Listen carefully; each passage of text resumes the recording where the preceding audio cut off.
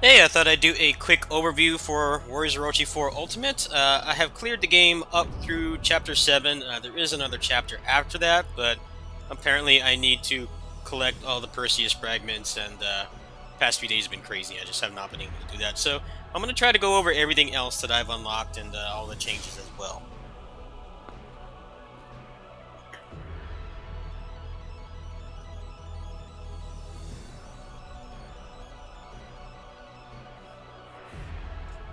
Load times are really long on Switch.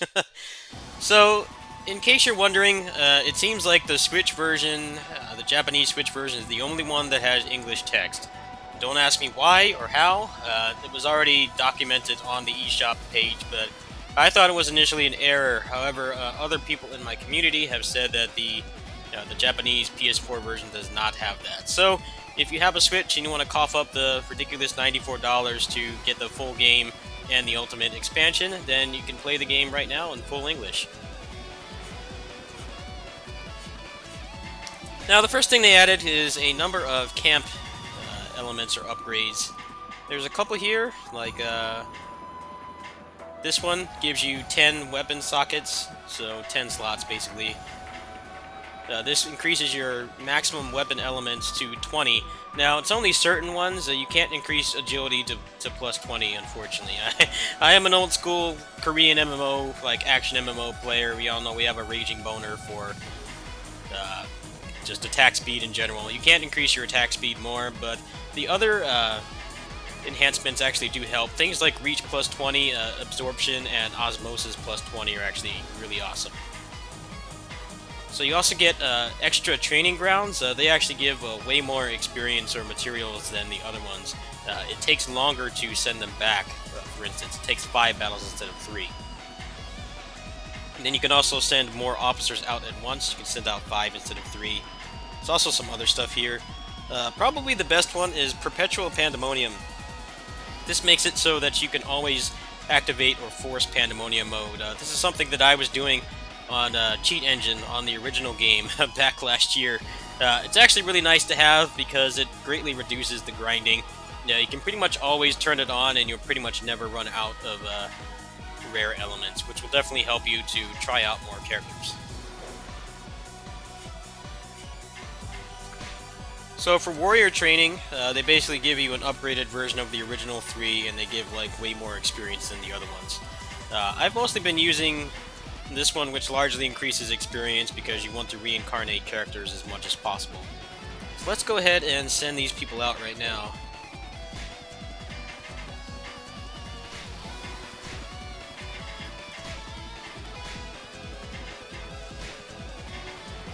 So they also brought back the old character select screen from Warriors Orochi 3, which greatly helps. However, in the options, if you want to go back to the old cluttered one, you can as well. It's easier to organize people by level that way, so if you want to just focus on the strongest characters, then you can do that. But I actually like this. It's a lot easier to find the characters faster. So let's send these people out. They also removed a lot of the having to hold the button down to buy things, which helps. Also, buying weapon elements, you can buy them in groups of 10 now, and you can go as far as you want. So that greatly helps. It's a lot faster to buy weapon elements now. And now that things go up to plus 20 and the amount of elements it takes to go up past level 10 increases exponentially, it's actually really nice that you can do this. Also, the cap is 9,999 instead of 999. So recycling weapons will have far more use now. You probably won't be selling weapons as much as you did before because you're always going to need these if you're playing more than a couple characters. And you can also equip sacred treasures. You can change them out however you want.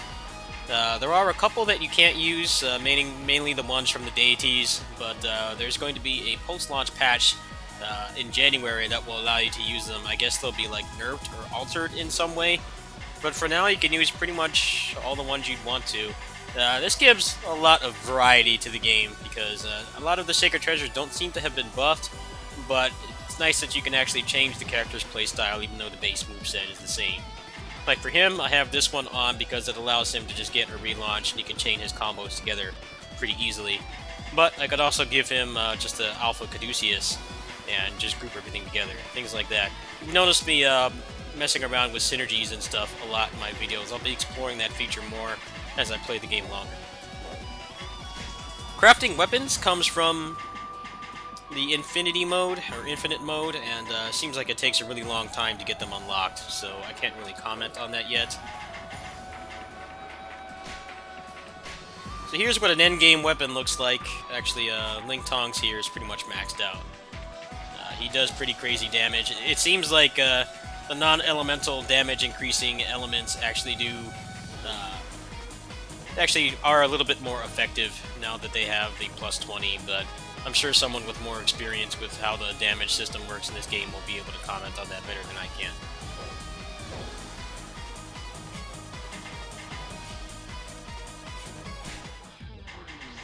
So all the side stories have been placed in their respective chapters, so it's easier to find them. Unfortunately, unique weapons have not been buffed, so I haven't really seen much of a reason to bother with them.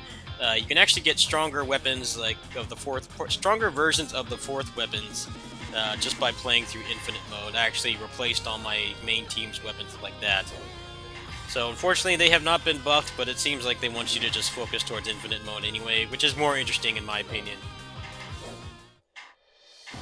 So let's go into a mock battle and show the Muso chain. Muso switch combo, I believe, is the official term.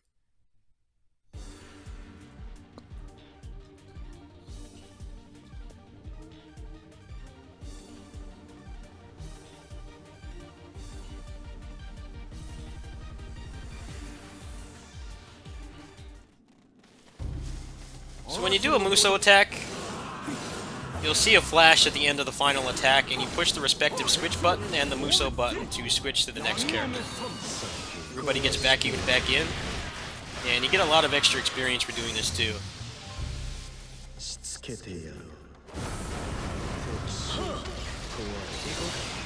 There you go. So in an actual battle, the enemies will drop experience scrolls if you kill them with it. So I think Destruction plus 20 is actually nice for some characters, depending on if they have a good Muso or not. Any Dynasty Warriors character with the crappy grab Musos with the really strict hitbox, you probably wouldn't want to put it on, but anybody with a large area of effect, I actually have noticed it helps quite a bit, especially if you're going to be farming.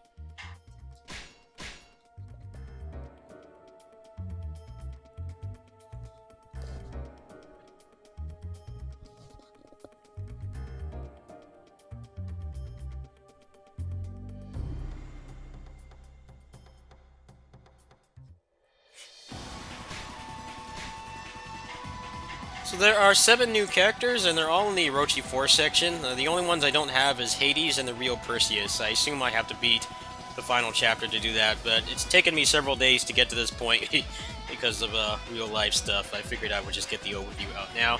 I will have gameplay out for them as soon as I can. So they also added a new horse you get just from playing through the story mode. I don't know if there are any others, but he is actually a little bit faster than the DLC Sleipnir, so it's actually worth it to buy the Ultimate expansion if you haven't bought the Season Pass. I should tell you guys that the Season Pass content is not given for free when you buy Ultimate, meaning that things like Challenge Mode, the DLC stages, and the alternate Sacred Treasures will not come with the Ultimate expansion, so if you did buy them and you're worried you were going to have to we're going to get them for free, you won't have to worry about that since they force you to buy it anyway. I actually had to buy the challenge mode on this version just to get Bell Toll for farming later on. So challenge mode got some new maps added. We have some new elements. I have tested out both of them, but it seems like Destruction is the better one. There's 2 elements called Destruction now, for whatever reason.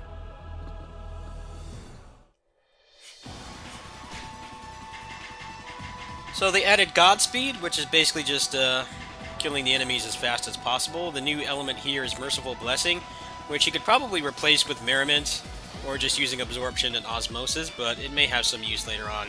I don't have it maxed out yet, so I can't really comment on it. And the one for Havoc is Destruction, which increases attack when performing a switch combo, so if your playstyle is like mine, where I'm switching every few seconds, it seems like it's better than Aggression, but I'm sure somebody who is more knowledgeable about how the damage system works in this game could probably comment on that further. So Belt Toll seems like it has a lot of use now because you're going to want to use it in infinite mode to farm experience and growth points, but it seems like it's kind of a low drop rate. I never really got good at breaking the Rampage mode, so I can't really comment on that. Once I have Belt Toll unlocked on a couple characters, I'll get back to you guys.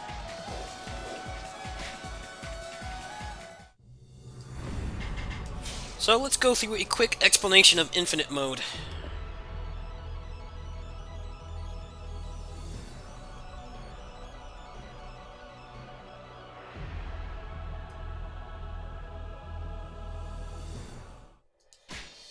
So you have numerous towers here, and they all have different themes. Like this one is just total KOs. This one is officer KOs. This one is total KOs, but Muso attacks earn double. And this one is time limit recovery. So let's go ahead and do this one just to show how it works. On this one, officer kills actually extend the time limit, so you can farm here for a really long time. And when you clear all the towers, there's a new one that unlocks with 100 floors.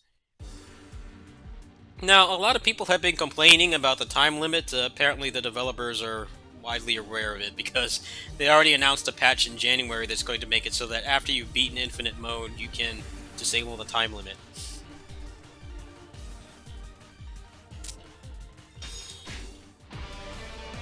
So your characters fight alongside you, but you can also switch as well. Like right now, if I push the L button, I can change them to defend, attack, or search. Now, generally, search seems to be the best one because it allows you to fill out the map faster.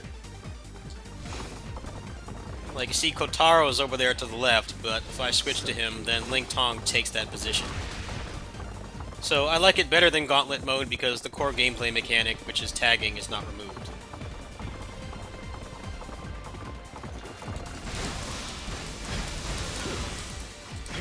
So the exit will not appear until you complete the objective. This one is 100 KOs.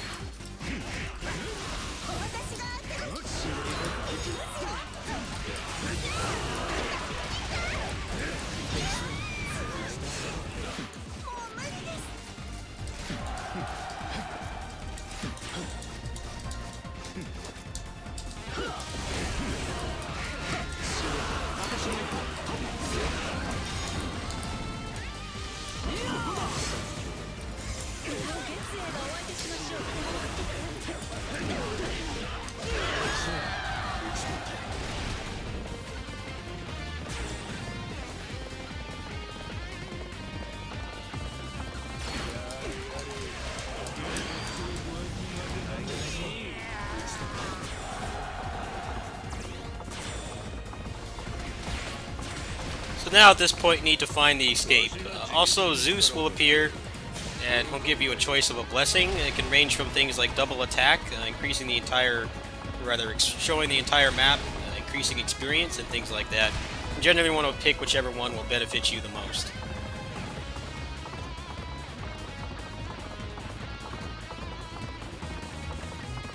So for the purpose of this video, I'm just going to show the gameplay loop and just end it, but this map seems like it's pretty good for just increasing experience and farming.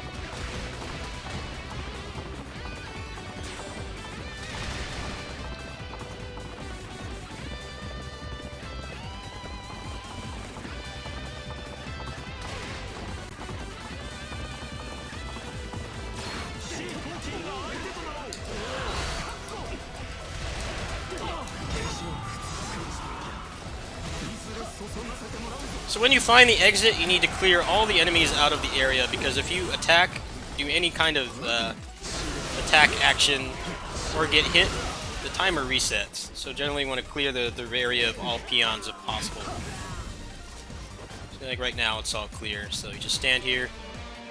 Oh, there's one dude left. If you take damage in any way, the timer will reset, so you definitely want to make sure you clear the area. Maybe sometimes some of the surrounding area as well, so they don't follow you over and you don't end up losing the run because of it. So these weapons actually have higher attack stats than the ones that you can get in story mode, so even though it seems like a long grind to get the unique weapons, you can actually kind of replace your fourth weapon with these. So it seems like unique weapons are kind of like pointless right now. I'm not exactly sure on that. I'll have to wait until I get more information, but I actually replaced all my current fourth weapons with these ones, which have a stronger attack power.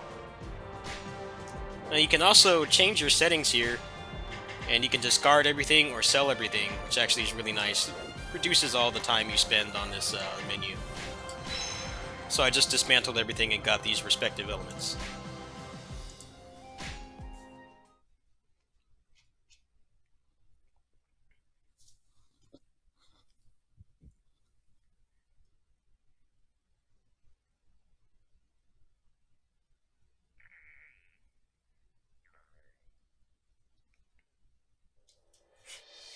So when you form a team, each respective party member has a different element that they buff.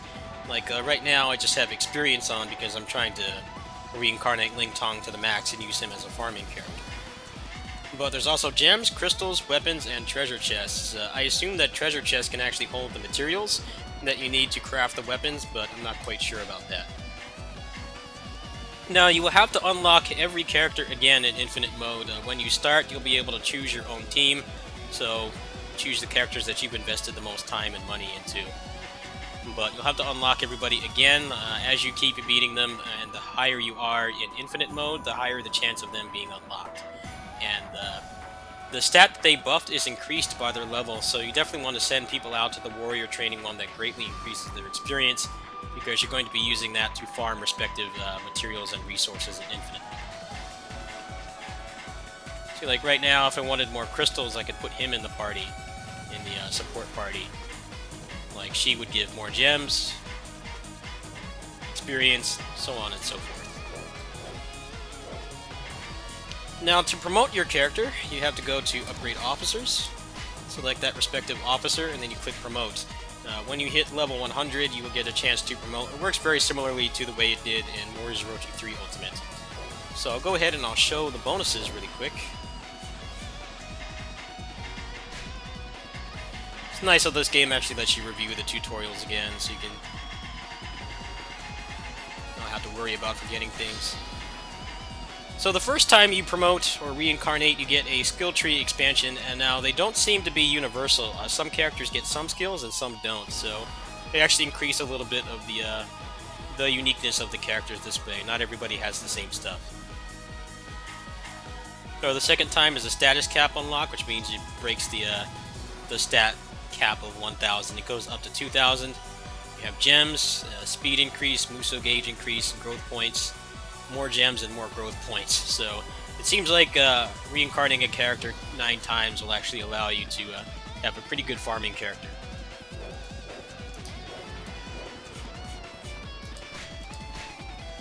So here's an example of increased skill tree. Like you see some extra things here. Increases damage of his Ogi dashes more, less damage taken, things like that. So skill resets might actually have a little bit of a use now if you reincarnate a character and you want to get to the good stuff right away. That is an option. Before, I always thought they were kind of useless. It will take about 3 promotions to max out the tree, so you definitely need to plan accordingly for that. Now you also get upgrade stones, very similarly to Warriors of Orochi 3 Ultimate, so you can actually increase your health and things like that. I'm going to give him more health right now.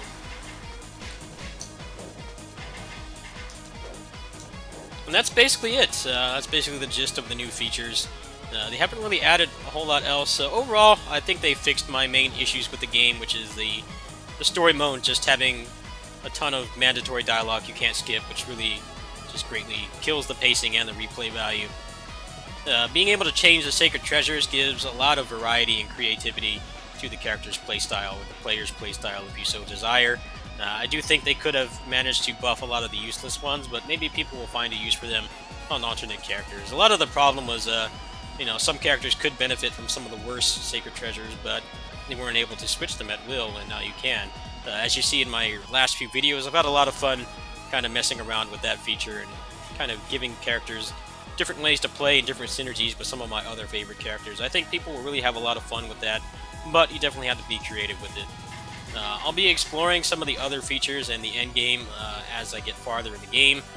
Like I said, I have not finished the final chapter. I don't have Hades and the real Perseus.